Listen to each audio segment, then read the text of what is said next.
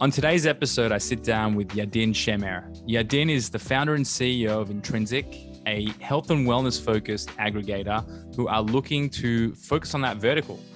Very interesting discussion about his extremely storied career. I mean, this is a guy that you go to for advice on just about anything. And I was fortunate enough to sit down with him for nearly an hour, going over all of their direction, his experience, from investment banking all the way through to the health and wellness space, selling businesses, growing them to a point where it's effectively outgrown you. I mean, he really breaks down a lot of key decisions you need to make in business. And like every episode, I learn a ton. I hope, like me, you get a ton out of this as well. Welcome to Successful Scales, the show where I talk to world-class professionals on what it takes to scale successful businesses. I dive deep asking questions to people who are running unicorn businesses, to raising funds, to buying businesses, mergers and acquisitions, IP and patent law, what is to manage performance management. I mean, the list goes on. The idea really is, how do I create knowledge and learning for you guys listening in? And of course, myself, getting the floor with people who I, in many cases, would never dream to share a room with. Before we jump into the episode, I've got to give a special thank you to our sponsors. Firstly, over at Global Wide Advisors, a leading digital consumer products investment bank focused on optimizing the sales process. An incredible team, always happy to pick up the phone and educate you or anyone about the sales process and what you should really consider, and can obviously help take you to market or even acquire businesses. I ring them for just about everything these days. Us over at Multiply Me, we are the end-to-end executive search and HR function into the Philippines, helping find better talent and onboarding them effectively. And last but not least, Escala, our management consultancy focused on process improvement, where we help build better systems for your business. That's all the ads you're going to get from me, ladies and gentlemen. The rest is all about learning. I hope you really enjoy and get as much out of these sessions as I do, sitting face to face with some of the world-renowned leaders in their respective fields, asking them the tough questions that they're not often asked.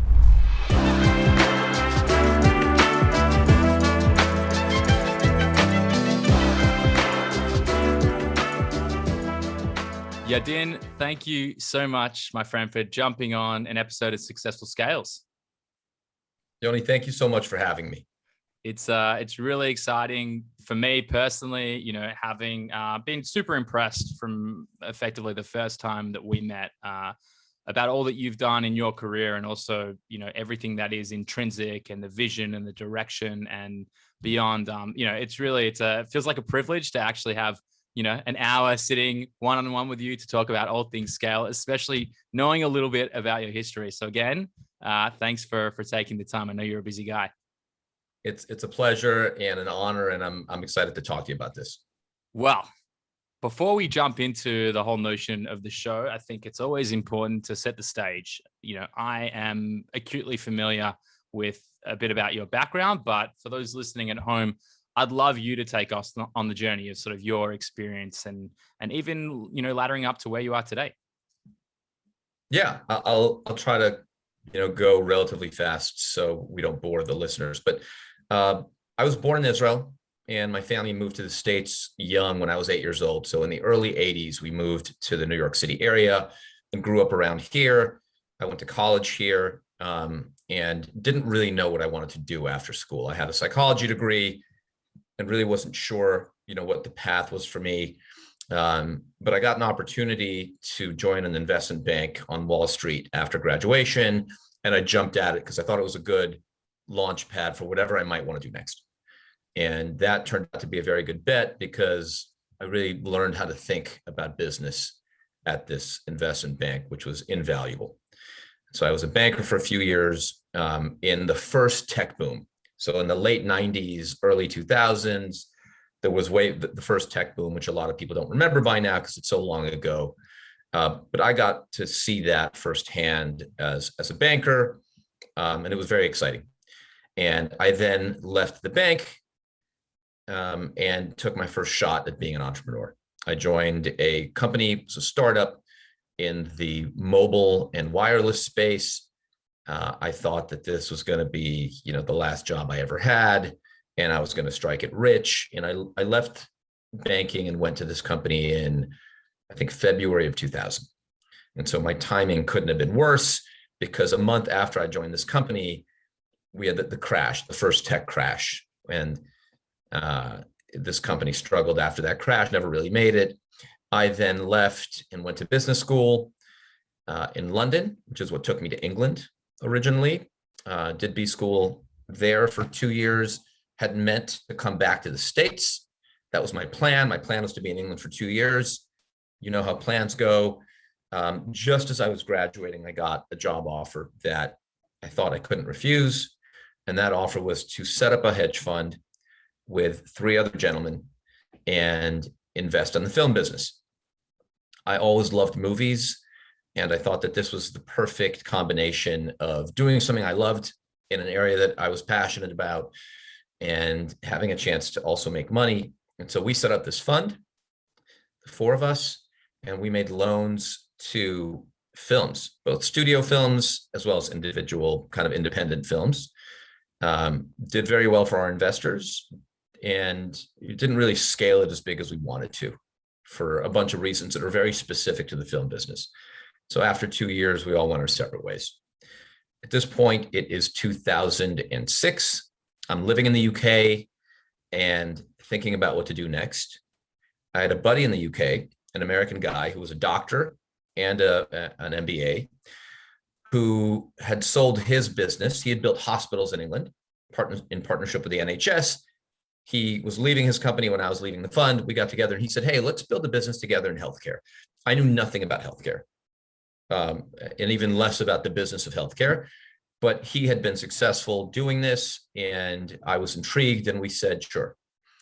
And so off we went. We built a company together called Better to Know, which was a direct-to-consumer, still is a direct-to-consumer diagnostics business focused on sexual health. We started in sexual health, but then we moved on into other areas of healthcare. We went into maternity and obstetrics, some other areas as well in the UK. Our business model was, let's find areas of healthcare where the NHS is doing a bad job, and let's offer people a private alternative. So everywhere was an opportunity. No, actually not. The NHS does a surprisingly good job in a lot of places, even though it's, I shouldn't even say even though, right? I was about to say even though it's government run. No, the NHS does a very good job, and you get a lot of value for money. But there were places where the NHS had a bad reputation, and we were looking to build a private alternative. And so we set up this business. It went really well, really fast. We bootstrapped it, no outside money, and built it up. And after 5 years, we kind of had taken it as far as we could take it. And we thought that we weren't the right folks to take it to the next level. And so we sold it. We sold it to a group that has done very well with it. They've taken it to 17 other countries outside of the UK. They've broadened out the offering beyond sexual health. They really did what you would do if you were buying that business. They did a great job. And today, I think it's the biggest sexual health testing player outside of national governments in the world. So wow. They've done very well. I then, after we sold the business, moved back to the States. I joined a company called Everyday Health. Everyday Health is WebMD's biggest competitor. Very large digital publisher, really content-driven business in healthcare, serving consumers and patients on the one hand and physicians on the other hand, mostly with content, and monetizing those audiences mainly with pharmaceutical advertising, but also with a bit of direct-to-consumer self-pay diet plans. Big business. Wave one of digital health in America was really a lot about content and information. That business we took public on the New York Stock Exchange and sold eventually 2 years later. I ran a big chunk of that company. And after we had taken the company public and sold it, I had the opportunity to come into a business called Mango Health, which was a venture-backed firm in the medication management space. This company had built a mobile application to help people manage their medications, which is a huge problem. Not only when to take your meds and how to take your meds, but which meds to avoid taking with other meds because they might have a bad interaction, really helping people get the most out of their medications.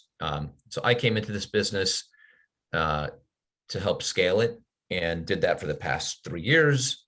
Sold that business a year and a half ago to a company called Trial Card, and then started thinking about what to do next. And eventually ended up launching this company called Intrinsic in partnership with a group in New York City called Redesign Health, who are my co-founders. So that's, you have 25 years there, Yoni, in whatever it is, 6 minutes. Well, I mean, you did a pretty good job of summing up 25 years in, whatever that was, 5 or 6 minutes. I mean, I don't know if I've ever taken so many notes in my life. I hope I'm going to get through all my questions in the time we have left here, because wow, what a career you've already had, and pretty young, realistically, in terms of the experience and the exposure you've had to be doing all the things that you're doing. And obviously I'm pretty well informed that, Intrinsic and its position in market. And I definitely want to get to that a little bit later, but I want to touch on a few things first. Obviously I'm sitting here in Tel Aviv and you were born here in Israel. I know we had a bit of a chat at Prosper last week, but I feel like there's something to be said about that grit. Growing up here, living here, like, at least from me, from my standpoint, coming here, it's a bit of a, I moved here when I was 30. So 4 years ago, I land here, and it's a bit of a shock to the system, right? You sort of either sink or swim. And when I come across people who've either been born here, grew up here, lived here, did a stretch, whatever, I feel like there's a different energy, or there's a different level of competition that you've sort of been put through that sets you up. I mean, any take on that? Do you think that's had any position in your sort of hunger, tenacity, pushback? 100%. There's definitely cultural DNA in Israel that's different than other places. It's undeniable. And I think, like most things, it comes from necessity. Israel had to compete in various ways and adapt and come up with creative solutions to problems in various ways. At the end of the day, it's a pretty arid country. It's a small country surrounded by historically hostile countries. And so we had to do a lot with a little. And the culture is very competitive, like you say, very entrepreneurial, you got to find a way no matter what. Don't take no for an answer. Figure it out, get shit done. And that's wonderful. And it's definitely impacted me, because I spent big chunks of my life in Israel, not just ages 0 to 8, but I went back every summer, and I went back and did 2.5 years of high school in Israel. So a lot of that you pick up, and it's profoundly important. And I think it's especially valuable for anyone who wants to be an entrepreneur, because entrepreneurship is based, at the end of the day, there's a lot of ways to think about it. But one of the ways that I think about entrepreneurship is entrepreneurship is about solving a series of really hard problems. And if it's kind of like the movie The Martian. You ever see the movie The Martian? I have seen the movie The Martian a few times, actually. I love that movie. He basically says, you solve enough problems, you get to go home. That's basically entrepreneurship in a nutshell. You have a ton of really hard problems that get thrown at you. Most people tap out, because they can't solve them, or they get flustered, and entrepreneurs find a way through. So Israel, I think, is a breeding ground for awesome entrepreneurs. And, if you look at the number of unicorns now coming out of Israel, it's phenomenal. And it's across a wide range of sectors within not just tech, but other areas too. The historical knock on Israel was that Israelis, were great entrepreneurs, but perhaps less great at being managers or scaling things. That's out the door now. Israel has shown that it can scale. It's not just startup nation, it's scale up nation. And it's wonderful to see. It's definitely had a big role, I think, in what I've done. Yeah. I mean, to echo your sentiment, I think that, I wouldn't be the entrepreneur that I am today, and realistically didn't start my first, legitimate business until getting here. And it's really that it's realizing that the opportunity here, it's very scarce. I looked at all the agencies that I could have worked at, and I said, you know what, I've done bigger things than all these guys. They've got nothing really, that's going to be that exciting. Forget the money and all that stuff, which would probably be terrible as well. But, the level of excitement and the passion. So you have to find a way, or you have to get out. And I think that level of competition just makes everything a little bit more muted. Like going back, especially, I come from Australia. It is the most laid back, casual environment. I often laugh, and apologies for any Australian listeners here, but I often laugh. My theory is like you just have to open a business there and you're successful. That's it. Like it's so comfortable, and, and when you're here, it's the absolute antithesis of. So yeah, I feel the same way. But back to you on this, because I found it really interesting. So you started studying psychology, which in itself, it sounds like it never got put to use, at least in the like direct application perspective. But for me, that's like my most fascinating space. That's, outside of like direct commercial books, anything related to business, it's always psychology. And so, I could ask you questions about that, but I actually think that the thing that really struck me, even more so than that, was that you had a pretty solid grounding, right? You went through and you found your way into investment banking, which is like, now that I'm getting a little bit more exposure to what that is, venture capital, investment banking, like that space to me feels like the end game in many ways. It's where you can effectively do technically the least amount of work and have the most leverage and impact. From a hypothetical standpoint, obviously, if it was easy, everyone would be doing it, and that's. But then you took the leap to being an entrepreneur. What was it that had you sort of make that shift, or say, right, I'm ready to, like, what was that?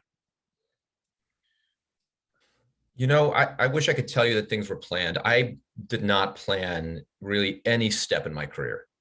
I was always envious of people who knew what they wanted to do at such a young age and just went and did it. I went to college with a close friend of mine in college, grew up, his family business was construction. He grew up on job sites with hard hats. He knew that's what he wanted to do. He loved it. He's been doing it for 30 years. I was never that person, and I always envied them. I basically had a long and winding road to end up where I ended up. And in a lot of it, I just tried stuff, liked it or didn't like it, and then made my next move. So, psychology was an example. I went to psychology because I thought it was fascinating and I wanted to learn about it. But 2-3 years in, I figured out I didn't want to do this every day as a job. Banking, I went, and it was fantastic as a learning experience and as a launching point for your career. It was awesome. But 2 years in, I knew I didn't want to be a banker because the hours were really hard. You had clients. You have a business that serves clients. You know what that's like. Being in a client business where you have demanding clients is very hard. And I just knew I wasn't going to be an investment banker. And I was fascinated by what was happening in tech at the time, in wave one of tech. This was when, the internet was invented, the browser was invented, all the application stack on top of,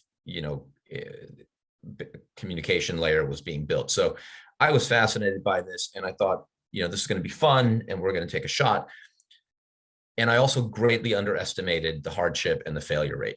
I was young and naive. I was at this point 22, 23. I had no idea, right? So I just went off and did it. I thought it'd be easy. And then I got punched in the mouth and found out, how hard it is to build a business. And so the first company I was at, I didn't run it. I was a manager there. It failed.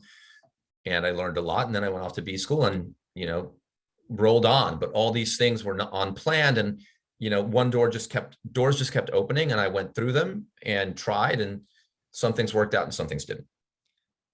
The business that didn't work out, though, that was during the .com. You went into a business, just wrong timing was probably a catalyst there. But any fundamental insights? Even from the banking standpoint. So you said that it was a really good baseline for understanding business in general. And what I'm starting to understand as well, as I get closer and closer to investment banking and brokers, obviously the space is really hot right now, and it's all the talk about selling your FBA business. And we can talk about that a little bit later, but it's starting to fundamentally shift the way in which I look at business. Like, how do I actually create intrinsic value in what it is that I'm doing today? And what is that value to someone else who might acquire it, might be interested in being a client of ours. What does that actually look like? So, from your experience, when you talk about your banking experience and, sort of earlier on, like, what are some of the lessons that sort of shifted or shaped how you look at going into Intrinsic today? There were a few really that stood out. First of all was you have to be very thoughtful about the market that you're serving. Right? I think a lot of people, they don't do the work on really defining what the market is, really understanding what the size of that market and the competitive dynamics in that market. If you look at all business plans and all decks, they typically have a slide or two about the marketplace. It's typically some huge number, but it's an undefined, view of the market. And you really have to go deep on that side of things to understand the market, because that ends up being where you live. And if you don't understand it, or you kind of hand wave to it, you end up waking up in a business fighting against things you didn't anticipate. So you really have to go deep on the market and understand it.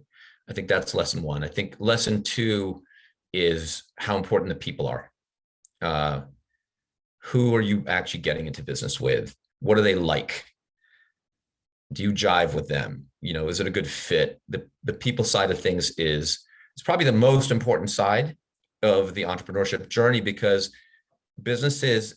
early businesses change track so often, right? You start out with one idea and you refine it 20 times before you actually find the thing that works and takes off. That's a common feature of a lot of startups. And so you want to have people that can adapt and figure it out together and, get you to the promised land. And I learned some hard lessons early on, I think, partnering up with folks that weren't the right folks. And so that, I think, is critical. And that was one of the reasons, by the way, that I partnered with Redesign Health when we did this business together. Is I just thought that they were fantastic people and that they could really help me de-risk the business and figure it out together. And I think, the other lesson that I learned along the way is just managing cash and trying to spend conservatively early on until you figure it out.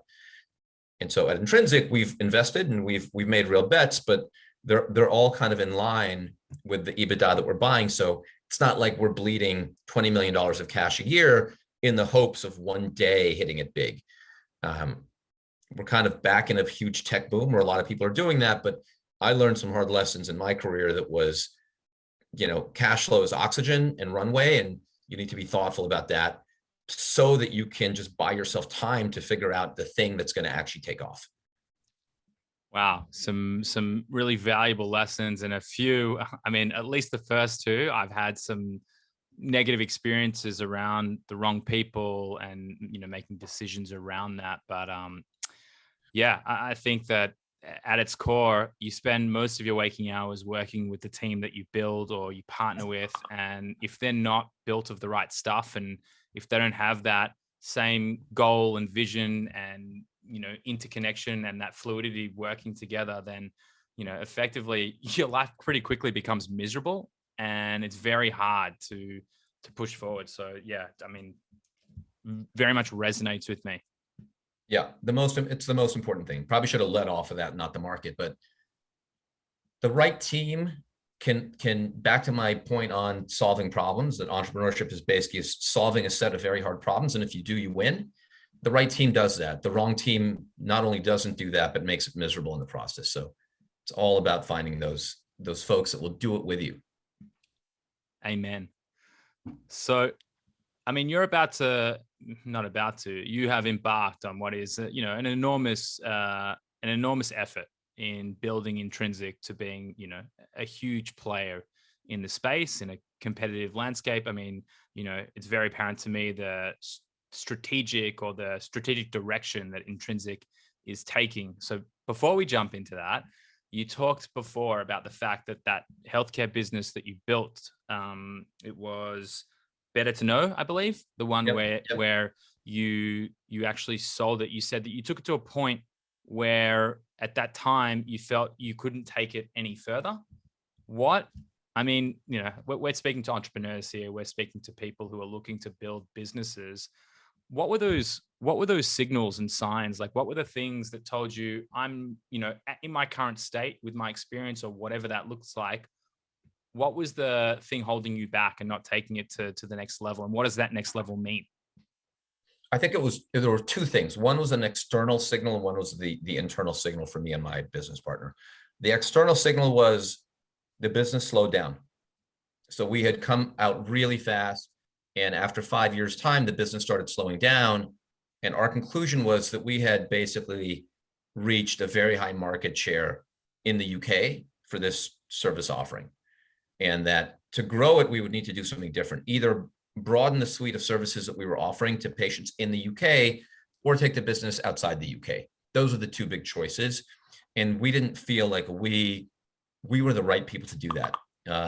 Certainly taking the business abroad, we didn't feel like we had the know-how to go to all these different markets where every healthcare is also a unique category because of the regulations. And so every country you go to has a whole different set of rules and regulations, which makes it hard to scale. We didn't think we had the chops for that.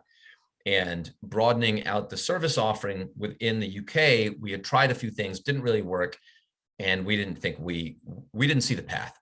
So that was kind of the external signal, was things slowed down. I think the internal was that both me and my business partner were kind of tired 5 years in and lost some of the excitement for the business that we had when we first set it up. And we made a lot of mistakes. There's always mistakes. We made a whole bunch. I think one of the things that I'd give us both credit for is we were honest with each other and with ourselves. We looked in the mirror and we said, we don't have what it takes. We're also a little tired and we're not getting out of bed every day like running to work. You need a lot of excitement to make, an early business work. Let's sell it. It's the right time. And so we started the process and we sold it. And I think that's also a really important point as well for anyone who's building a business. The minute that the passion and the drive isn't there to get up out of bed every day and do what it is you're doing, then something fundamental has to shift. And it's whether you find a way to make yourself redundant inside of that business and effectively put structures in place so that it can grow independent of you, or have an exit. And especially when we talk about the Amazon space right now, there's never been a better time to sell your business and to have enormous liquidity event when you're going through that process. And especially for someone who's 18 months into building a couple of businesses here, we're working our ass off, the whole team. And, for me as a founder, I'm getting paid dog shit, right? But it's about the long game. It's about, well, what is this actually going to yield when we get to profitability, when we get to a point where we've diversified our service offerings, when we're increasing our market share, when we're going down different verticals, when we've actually built a machine that can independently grow without, the current constraints of me being the relationship and partnership manager or whatever title I'm going to give myself this week. But the Right. point is, and I think you make a really good call there, is that that passion, 5 years is a long time to get to that point. I don't know what the stat was. I feel like I recalled it recently, but like the number of businesses that fail in the first year, and then I think by like year 5, it's a very small amount. How many years now has the business is still live? How many years has it been around for now? Oh, the business has been around for 15 years. We started it in 2006. So 15 years, and it's doing great. And they expanded in COVID. They expanded beyond sexual health into COVID. They're one of the bigger COVID testing providers now in the UK. They've done very well. But to bring it back to your point, I think as an entrepreneur, any entrepreneur, but certainly Amazon entrepreneurs who have built businesses, there's kind of a couple of things that any entrepreneur thinks about when they decide of whether they should sell or not. One is like just risk. One is opportunity, cost, and time. And then the third is fun. And I talked a bit about this on some videos we did that are on our website, but everyone is always, even if it's not conscious, maybe subconsciously doing a risk calculation. Like, given where my business is at, how much upside is left in the business? What's the risk on the downside? And you do this kind of internal calculation of, do I think there's a lot of room left to run? Do I think there's room to fall? Okay, maybe there's more risk than upside. Maybe I should think about selling. And on Amazon, I think that math can be acute because Amazon can be a very volatile place. And so a lot of entrepreneurs, I think, wisely think, okay, I'm doing great today. I've built this business up, but I could fall in the rankings tomorrow on Amazon and I could lose half my business overnight. So if I can get a decent price for it, it's probably worth it. Then a lot of folks that we see are a lot of the entrepreneurs that we see on Amazon at Intrinsic, which we'll talk a bit about, they have other things going on. They've got another business over here that they're doing, or they're thinking about another business. And so you're always kind of weighing, hey, should I put another 5 years into this business, or should I put the next 5 years of my life into this other thing over here, which can be huge.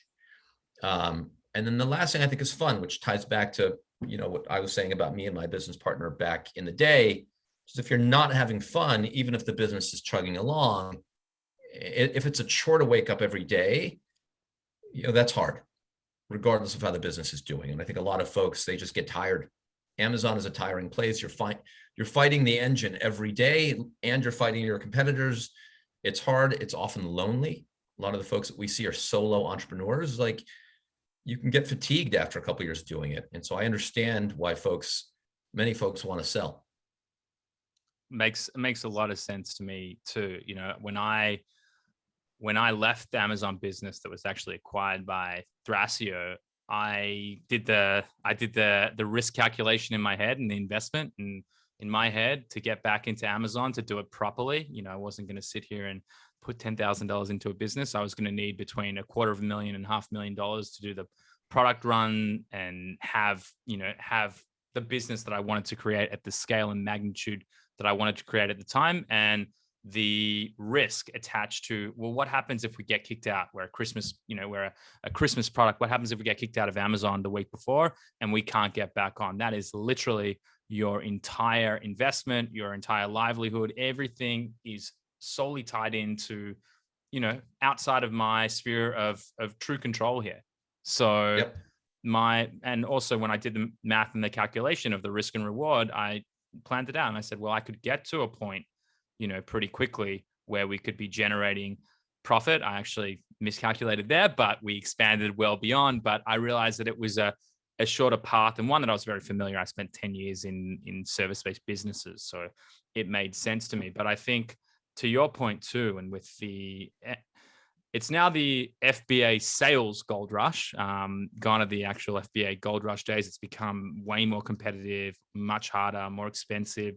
PPC's up 50%. So you can't just sort of mosey on along and try and figure out Amazon on the fly. It's much more calculated. It's much more professional today. So that decision making effectively for a business, whether they sell or they don't, I mean, it's literally your nest egg. Like, you sell today, you built a business for 2 or 3 years, and you are potentially financially secure for the rest of your life. Or Right. you continue to roll it and you gamble on the fact that maybe I can get to that next level or that next level. But, the space that you play in right now, when we talk about venture capital and we talk about private equity coming in as well and strategics, I mean, it's a very different world. So anyone going through this process and considering a sale, just realize that we're in the age of professionalization of the industry, and things that were true a year and 2 years ago will not be a year and 2 from now. So yeah, I mean, again, if I'm going through this process right now, I'm building brands and I'm getting in and getting out and selling them quick, because I know that I'm not going to be able to compete with the funding or even the operation level that's needed. I mean, it's whether you even want to have that on your head too. A lot of these solopreneurs that you speak of, it's one thing to run a business that's doing $1 million, $2 million on Amazon as a solopreneur. Add a zero to that, and it's a whole different ball game. And you have to become the manager. You have to learn how to hire. You have to learn how to delegate. You have to learn how to relinquish control. And I think for a lot of the people who get into it in the first place, they're not built for that next stage. So probably a great time to talk a little bit about Intrinsic, because I've heard things about the strategy, obviously in the healthcare space, and it's becoming even more evident for anyone listening. I mean, you are how many years now veteran really in the healthcare space, and it feels like it found you and not the other way around. It was a mix, but yeah, I've been in healthcare for a long time, and specifically in healthcare services, and healthcare tech. So, the innovation within healthcare to change the way it's delivered and what it costs is really what I've spent most of my career in. And that has led me to Intrinsic. Again, it wasn't a straight line. It was kind of a winding road, but I was lucky to meet Redesign Health in New York City and have the opportunity with them together to think about would it make sense to build a brand aggregation business that focuses on one vertical? That was a question that we asked ourselves. And after doing a lot of research, we concluded that yes, it made a lot of sense and that health and wellness was a very attractive category to do that in. And that was really the genesis of Intrinsic. So what we're doing, to put it simply, is we're building the healthcare CPG company of the 22nd century. That's how we think about it. And for us, aggregating brands is a means to accomplishing that goal. It's not the end, right? I think a lot of folks call themselves brand aggregators as if that is the end goal. For us, that is a means to building a very large CPG company in healthcare. And that is in stark contrast to the way that CPG companies have really done it for the past century. Most of the CPG companies that we all know of, Kimberly-Clark, P&G, Unilever, Nestle, and the healthcare CPG companies, which are Pfizer, GSK, Abbott, these guys, most of what they've done is build it themselves and then hope that the consumer will come. So they'll spend a decade or 5 years in product research and market research, and then they'll build it, and they hope that they'll find shelf space and excited consumers. And the problem with that business model is it's very expensive, and there's a very high failure rate. And we think that by buying young brands that have found a consumer base, that have delighted customers, have online shelf space at places like Amazon, that you just de-risk the model a lot and make it cheaper at the end of the day, which is why we've chosen to build our CPG company this way.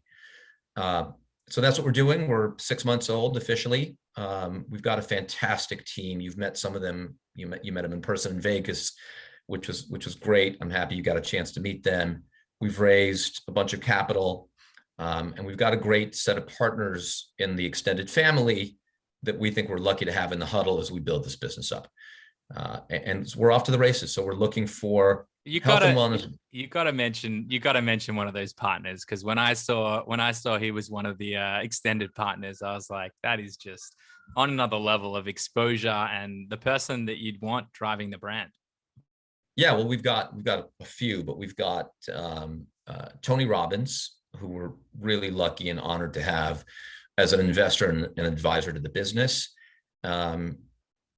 Not just because he's built a huge global brand himself, but also because if you know him, you know how passionate he is about health and wellness and the impact he thinks that can have on your life. So it was a really good fit with him. We're just thrilled to have him. We've also got Dr. Oz, who is phenomenal and is the best known doctor in America. Who's dedicated his life to helping people find better answers to healthcare challenges, and is a great fit and a wonderful partner to us. We've got Nick Dennison, who ran the Amazon marketplace globally for many years, also as an advisor to us. So we've got a really good team of folks in the management team, but also beyond, to help us take this business to where it's going. Yeah, no, unreal. I forgot about Dr. Oz, which is, equally as key. So just, it's a powerhouse. And also having you lead it, I get to speak with a lot of intelligent people, but yeah, you're definitely up there, mate. You're definitely one of the people that has had a huge impact just from first time meeting you. And every time that we get to hang out, I definitely feel I learn a lot, like I am right now on this podcast. So I cut you off. You were starting to say the brands that you guys are looking out for. Well, Yoni, thank you. We should hang out more. You're very good for the ego. Well, next time you're going to teach me how to play craps. That's the commitment. You're a massive confidence boost. The brands that we're looking for. So we're looking for unique, differentiated health and wellness brands that are selling mainly on Amazon, but can also sell in other channels, but we focus on Amazon first and foremost. Some of the characteristics that we look for in brands are brands that are solving a very defined healthcare challenge. So, just like a run-of-the-mill vitamin C supplement is less interesting to us. We have a strong preference for brands that are trying to address a specific ailment or condition and do that in a very defined, focused way. We like that a lot better.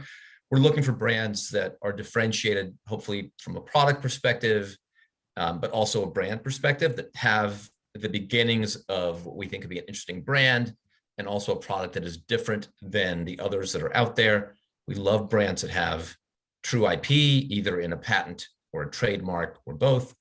We love brands that deal with a chronic issue and have therefore repeat purchase and subscription-like revenue. We think that's obviously really attractive in a CPG brand.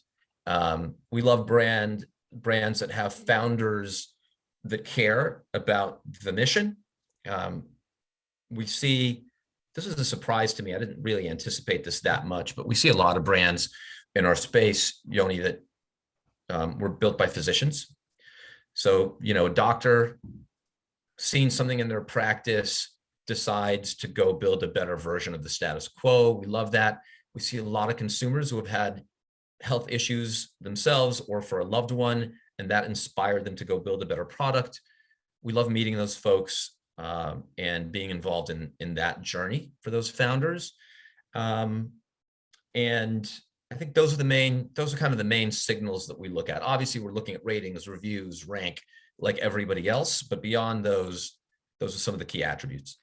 I mean, super defined. When you talk about, when I look at the space, and I haven't been around long enough to know what's coming next. I can only make I would call them mildly educated guesses, but to have such a well-defined vision around the brands and the direction. And I think the beauty of Amazon too is that everything is effectively reverse engineered, right? You know what the volumes look like when products are being sold. You know what the level of competition is, because it's a marketplace and it's closed, as opposed to just having, some random website where you can't really get true insights into it. So to have such a clearly defined strategy and to have the network, the team, and the vision around it, planning, in my opinion, is everything.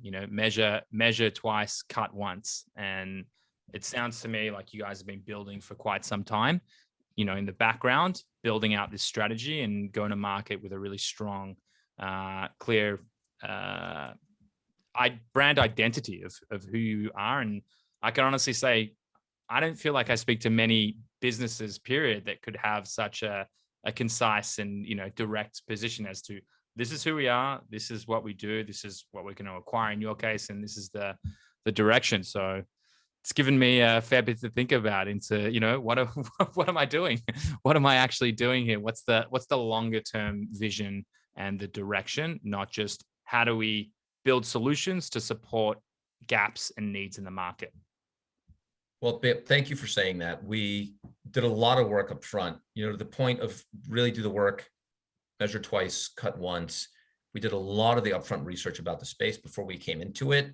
And we concluded, and I think we were right, that we knew it was going to get competitive. We didn't realize how competitive it was going to get. I think there's $6 billion of capital that's been raised in the past 18 months in aggregation. And we knew we had to be different. And we thought that focusing on a vertical was going to give us an advantage, not just in buying businesses and everything that's involved on the M&A side of things, but also in operating them and growing them on the back end. We just didn't think you could be a master of none. Thrasio had done a phenomenal job, obviously, but we thought as the industry matures that it would follow the trajectory of a lot of other industries, with both finance companies and private equity firms and CPG companies, where what you saw was maybe initially generalists ruled, but as the industry evolved, you had specialists. So in private equity, the industry has basically fragmented into specialists by size, by industry, by geography, and same with CPG. So we thought it was inevitable that specialization was going to be V2 of what was happening in the space. And we just thought health and wellness was really attractive for all the reasons I mentioned. Yeah, no, it makes a whole lot of sense to me. And, as someone who gets who has the good fortune of speaking to a lot of people in the space and, all kinds of different perspectives. Yeah, it just makes sense. I don't know how else to put it other than that. It just makes sense. Yeah. So, I mean, we're getting to the top of the hour here, or halfway through, however you're looking at it. And I know that you're a busy guy, and so I've just got a few more questions for you before I let you go. Less about Intrinsic right now, and more about something that I've spoken to a few people about, but I wanted to get your perspective on. So you actually took a company public and then sold it, right? Yeah. That process of taking a company public and also sort of that shifting focus, like you've been the entrepreneur, effectively. I mean, VC backed obviously means that you do have some parameters that you have to work, or some constraints that you're working within. But I would have to imagine that once you're a public entity, it's a whole different ballgame. What is the difference, if anything, or am I overthinking this? There's a huge difference in taking a company public versus keeping it private. Tectonic difference. And I didn't take the company public, to be clear, Yoni. I was part of the management team that took the company public. The business was led by a gentleman named Ben Wolin, and he really was the driving force behind the company. He had great partners like Brian Cooper and some others with him. And I was just fortunate to be part of the ride, but the ride was a very difficult ride. Going public is expensive. You have to all of a sudden, pay. You have a whole different level of accounting and regulatory compliance that comes with being public. So overnight, you get millions of dollars of new expense on the business. It is also fraught with peril because you have to report to the public on a quarterly basis and make your numbers in the quarter. And if you miss your numbers, you get punished severely as a public company. And I think people underestimate how hard it is to run a public company. And my experience with doing it was that it was incredibly difficult, harrowing, because we had to make this quarter with very little margin for error. And that almost overnight, it really took our eye off the ball. And instead of focusing on really how to build a successful company for the long term, we started thinking short term, started thinking about the quarter. And I found it to be really distracting and in some cases harmful to the business for being public. And I think the other just thing I would mention to folks is a lot of people imagine that going public is a liquidity event. And in most cases it isn't, because the insiders can't sell. A, they're locked up, and B, even when the lockup expires, if they sell, the public sees that as a very negative signal. And so you're kind of precluded from selling anyway until much later on. So you find yourself in a place where it's not really been a sale. It's not been a liquidity event. You have this master that's insatiable called the public markets that you have to please on a quarterly basis. And it's much more expensive. It's a very hard ride. It's not for the faint of heart. It's not for most companies. You have to be, I think, a very specific type of company to go public, or you have to be in a place where the expectations of you are very different, right? Like there's biotech companies that go public that have no revenue for a decade. They're just they're trying to develop a drug. That's okay because the public expects that. What you don't want to be is in a place where the public expects you to make a number every quarter, but you can't because your business isn't there yet. That's a very tough spot. So I am generally bearish on going public when people ask me about it. And I think it's for a very select type of company at the right stage of their growth. You're just the guy I needed to hear that from today. I've been having some interesting conversations on the sideline with a company that approached us, and yeah, it's exactly what I thought. And the reality is, I think from what I'm picking up or deducing from you and from a few other people that I've spoken to, it can very quickly suck the fun out of everything that you're doing, and you become beholden not just to a board of advisors or a board of directors, but you become hell-bent on each quarter and what your revenue goals and targets are. And that's we couldn't be building technology on the side. We couldn't be building out new IP. We couldn't be building out a whole lot of things around data and insights that we might launch as a service later on, because it's not directly in line with what it is we stand for today across both businesses. They're left of center, and they might be seen as, maybe not in the right direction of the company and its direction. So yeah, no, it's super helpful, mate. I'm glad I asked the question. So I know I've just sucked up the last of it, but I will say it's been an absolute pleasure having you on. I'm going to give it a listen back. I feel like there was some great points there that I want to absorb a little further. But again, thanks so much for your time, Yadin. It's a pleasure, and I can't wait for us to meet and hang out again. Yoni, the pleasure's mine. Thank you so much for having me, and let's do this again.